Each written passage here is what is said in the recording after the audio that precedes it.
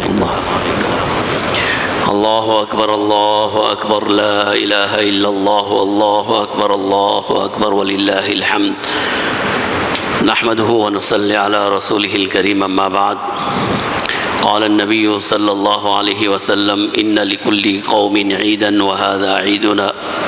او کما قال علیہ الصلاۃ والسلام۔ میرے محترم اور معزز سامعین کرام،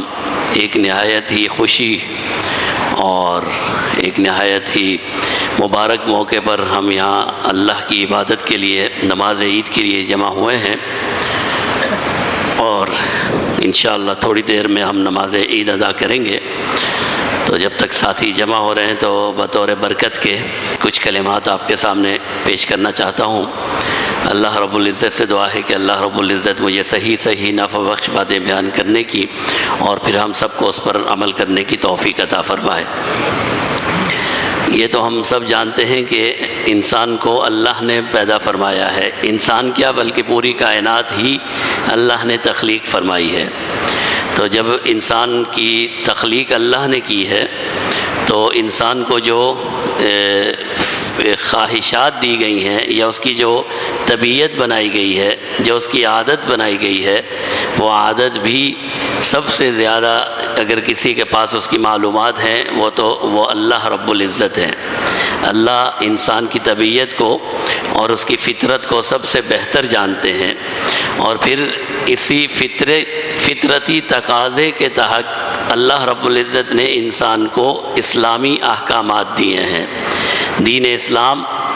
وہ فطری تقاضا ہے انسان کا۔ انسان اس دنیا میں آنے سے پہلے ہی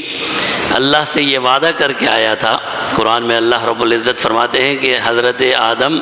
کی جتنی بھی اولاد تھی ان کی ارواح کو ہم نے جمع کیا اور ہم نے ان سے سوال کیا، الستُ بربکم،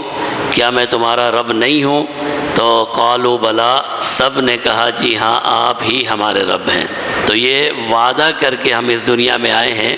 کہ ہم اللہ کی اطاعت اور فرما برداری کریں گے، اور یہی ہمارا اور انسان کا فطرتی عمل ہے کہ انسان اپنے رب کی اطاعت اور فرما برداری کرے۔ تو جہاں انسان کو مختلف طبیعت دی گئی ہے وہیں پر انسان کا ایک فطرتی تقاضا یہ ہوتا ہے یا اس کی طبیعت کا ایک حصہ ہے کہ جب وہ کوئی بڑا کام کر لیتا ہے، جب وہ کوئی نعمت حاصل کر لیتا ہے یا وہ کوئی ٹارگٹ اچیو کر لیتا ہے تو پھر وہ انسان سیلیبریشن، پھر وہ اس کا جشن مناتا ہے کہ میں نے ایک بہت بڑا کام کر لیا۔ کسی کی اگر پروموشن ہوتی ہے، کوئی اگر بچہ امتحان میں کامیاب ہو جاتا ہے، وہ سب چیزوں کو چھوڑیں، ایک سال ہماری زندگی کا گزر جاتا ہے، ہونا تو یہ چاہیے کہ ہم افسوس کریں کہ ایک سال اور کم ہو گیا، لیکن ہم خوشی مناتے ہیں، ہم سالگرہ بناتے ہیں۔ یہ انسان کی فطرت کا تقاضا ہے کہ انسان خوشی کے مواقع ڈھونڈتا ہے۔ تو اللہ نے ہمیں اتنی بڑی خوشی اور اتنی بڑی نعمت دی کہ ہم نے رمضان المبارک کے روزے رکھے،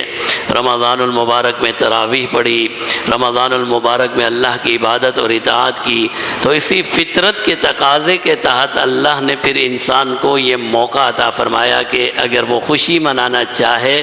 تو اس کے لیے پھر عید الفطر کا دن ہے۔ پھر اس کے لیے اللہ نے یہ خوشی کا دن رکھا کہ بھائی اگر تیری طبیعت میں یہی بات ہے کہ تو کسی کام کو پورا کرنے کے بعد خوشی کا اظہار کرنا چاہتا ہے تو پھر یہ عید الفطر کا دن اللہ رب العزت نے ہمیں عطا فرمایا۔ لیکن اس کے ساتھ ساتھ اس فطری تقاضے کی، فطری انسان کے جذبات کی بھی اللہ نے گویا کہ ایک قسم کا انسان کی فطری جذبات کا بھی خیال کیا، اور ساتھ ساتھ پھر انسان کو ایک بہت بڑی نعمت عطا فرما دی۔ وہ نعمت کیا ہے؟ یہ نماز عید۔ اللہ رب العزت نے رمضان کا مہینہ پورا کا پورا یہ انسان کی مغفرت کے لیے، انسان کی بخشش کے لیے، انسان کے گناہوں کے معاف کرنے کے لیے بنایا ہے۔ اور رمضان المبارک کے جتنے بھی فضائل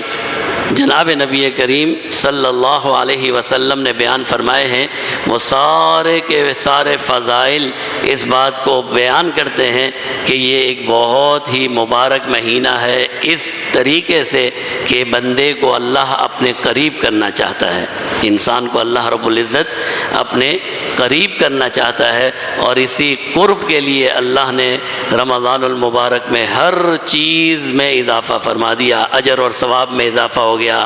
جہنم کے راستے بند ہو گئے، جنت کے سارے راستے کھل گئے، اور پھر اتنی بڑی روزے جیسی عظیم عبادت اللہ نے عطا فرمائی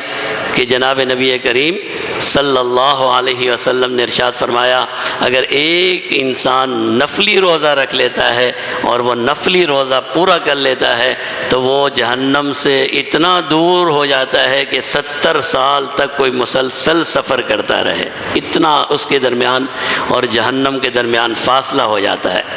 تو پھر ہم نے تو فرض روزے ادا کیے ہیں، اور ایک نہیں 29 روزے الحمدللہ اللہ کے فضل سے رکھے ہیں، تو یہ بہت ہی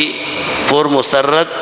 اور بابرکت موقع ہے عید الفطر کا، اور اللہ رب العزت نے نماز عید کے ذریعے سے پھر انسان کو اس کا وہ وعدہ بھی یاد دلایا ہے کہ اے انسان، تو نے دنیا میں آنے سے پہلے یہ وعدہ کیا ہے کہ تو اپنے رب کا اطاعت اور فرما برداری کرے گا، تو آج اگر تیری خوشی کا دن ہے تو اس خوشی کا آغاز بھی نماز کے ساتھ ہے، اس خوشی کا آغاز بھی اللہ کی عبادت اور اطاعت کے ساتھ ہے۔ تو اللہ رب العزت نے رمضان المبارک انسان کو مغفرت کے لیے دیا، اور پھر اس رمضان المبارک کی تکمیل اور اس رمضان المبارک کا تتمہ، وہ کہتے ہیں نا کوئی کسر اگر رہ جائے، اگر کسر وسر رہ جائے تو اس کسر رہنے، اگر اس عبادت کی تکمیل کے لیے اللہ نے 3 نعمتیں مزید انسان کو عطا فرمائیں۔ ایک نعمت ہے صدقۃ الفطر، کہ صدقۃ الفطر واجب کر دیا، اور جناب نبی کریم صلی اللہ علیہ وسلم نے فرمایا کہ یہ صدقۃ الفطر تمہارے روزوں کے اندر اگر کوئی انسان ہے، اللہ معاف فرمائے، اگر روزوں کے اندر کوئی معاملات رہ جاتے ہیں تو صدقۃ الفطر کے ذریعے سے اللہ رب العزت انہیں معاف فرما دیتے ہیں۔ یہ تمہارے روزے کے اندر ہونے والی خرابیوں کا گویا کہ ایک طرح سے اللہ نے ایک اور ہمیں موقع عطا فرمایا کہ انسان اگر تجھ سے روزے میں بھول چوک ہو گئی، اوپر نیچے معاملات ہو جاتے ہیں، تو صدقۃ الفطر ادا کر دے، صدقۃ الفطر ادا کرنے سے میں تیرے وہ معاملات اور وہ بھول چوک میں تیری معاف کر دوں گا۔ ایک تو صدقۃ الفطر ہو گیا، پھر ہمیں عید کی رات عطا فرمائی۔ عید کی رات کے بارے میں جناب نبی کریم صلی اللہ علیہ وسلم نے فرمایا کہ آسمانوں پر اس کا نام ہے لیلۃ الجائزہ، انعام کی رات، یہ انعام کی رات ہے۔ اور ایک حدیث میں جناب نبی کریم صلی اللہ علیہ وسلم نے فرمایا، جس نے عیدین یعنی عید الفطر اور عید الاضحیٰ کی رات عبادت میں گزاری اور اس کو زندہ کیا، اللہ کی عبادت میں گزاری، تو جناب نبی کریم صلی اللہ علیہ وسلم فرماتے ہیں جب سارے دل اللہ کے ڈر اور خوف سے بند ہو جائیں گے قیامت کا دن، تو اس کا دل جو ہے وہ بند نہیں ہوگا، اس کے دل میں کوئی خوف نہیں ہوگا۔ تو اگر پہلا ہمیں صدقۃ الفطر دے دیا، دوسری ہمیں عید کی رات دے دی کہ اگر تم سے کوئی غلطی خامی کوتاہی ہوئی ہے، چلو عید کی رات بھی آ جاؤ اور مجھ سے معافی مانگ لو، میں وہ بھی معاف کر دوں گا۔ اور پھر سب سے بڑا یہ عید کا دن دیا اور عید کی نماز دی۔ یہ ہمارے روزوں کی اور رمضان میں جو بھی کوتاہیاں اللہ معاف فرمائے، جناب نبی کریم صلی اللہ علیہ وسلم نے فرمایا اگر کسی شخص پر رمضان آیا اور اس سے پہلے رمضان ختم ہو گیا کہ اس کی مغفرت نہ ہو سکی، تو فرمایا پھر وہ انسان تباہ اور برباد ہو جائے۔ پیارے محبوب نے بد دعا دی ہے کہ وہ انسان تباہ اور برباد ہو جائے کہ رمضان کا مہینہ آیا اور اس شخص کی مغفرت نہ ہو سکے۔ تو یہ عید الفطر کی نماز یہ ایک اور موقع ہے، اور اللہ رب العزت جناب نبی کریم صلی اللہ علیہ وسلم نے فرمایا اذا کان یوم عیدہم، جب انسانوں کا عید کا دن ہوتا ہے اور عیدگاہ کی طرف اور نماز کے لیے لوگ نکلتے ہیں، باہا بہم ملائکتہ،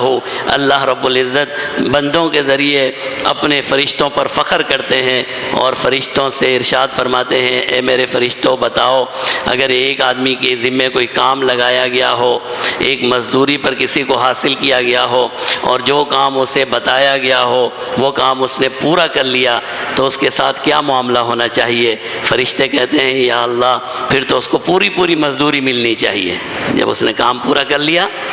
تو اس کی مزدوری پوری ادا کرنی چاہیے۔ تو اللہ رب العزت فرماتے ہیں فرشتوں یہ میرے بندے، یہ میری بندیاں، ان کے ذمے جو فریضہ لگایا گیا تھا روزوں کا، انہوں نے یہ فریضہ ادا کر لیا اور اب یہ آئے ہیں عید کے لیے، اور وہاں پر الفاظ ہیں یعجون اور دعاءہم، اور یہ اپنی دعاؤں میں آہوزاری کر رہے ہیں، مجھ سے مانگ رہے ہیں، میرے سامنے گڑ گڑا رہے ہیں، میرے سے معافی مانگ رہے ہیں کہ ہم سے روزے کا حق ادا نہیں ہو سکا،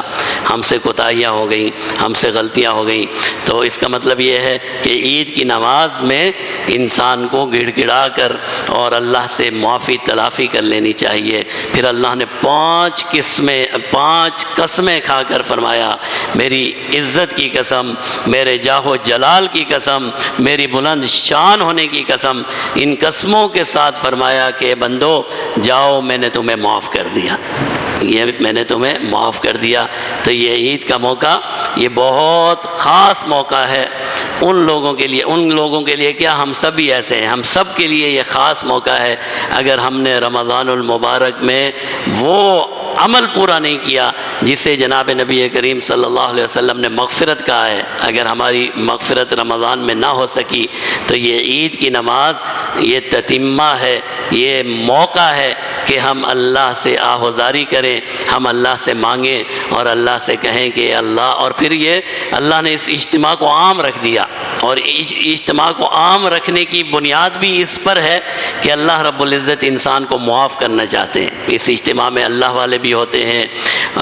ہمارے بزرگ بھی ہوتے ہیں، ہمارے نوجوان بھی ہوتے ہیں، ہر قسم کے لوگ ہوتے ہیں۔ جہاں ہم گناہ گار ہوتے ہیں وہاں اللہ کے نیک بندے بھی ہوتے ہیں، تو جب ان نیکوں کے ساتھ اللہ کی رحمت کا معاملہ ہوتا ہے تو ہم جیسے گناہ گار بھی اس میں شریک ہو جاتے ہیں، ہم جیسے گناہ گار بھی۔ یہ اللہ کی مغفرت اور رحمت گویا کہ بارش کی طرح ہے، جب برستی ہے تو ہر چیز پر برستی ہے، پھر وہ یہ نہیں دیکھتی کہ یہ کوڑا کرکٹ ہے یا یہ سرسبز اور شاداب باغ ہے، ہر ایک جگہ پر برستی ہے۔ تو اللہ نے یہ موقع دیا ہے، میری اور آپ کی ذمہ داری ہے اس موقع سے پورا فائدہ اٹھائیں